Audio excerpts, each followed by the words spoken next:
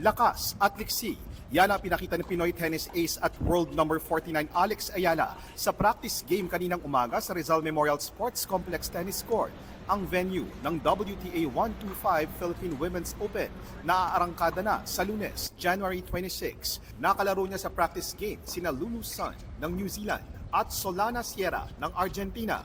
Ngayong hapon, all smile si Alex sa kanyang media day.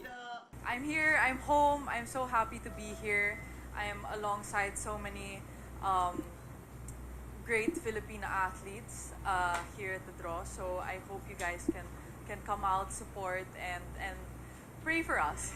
Mas motivated than ever daw si Ayala dahil alam niyang home court ang lalaruan niya.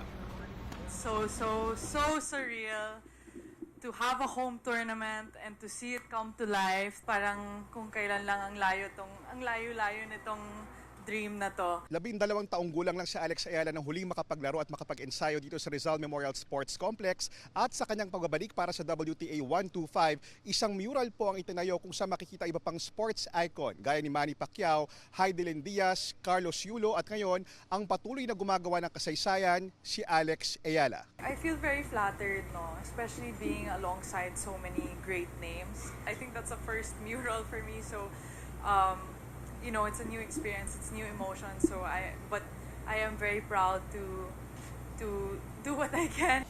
Sasabak sa susunod na linggo si Alex at posible raw manood si Pangulong Bongbong Marcos.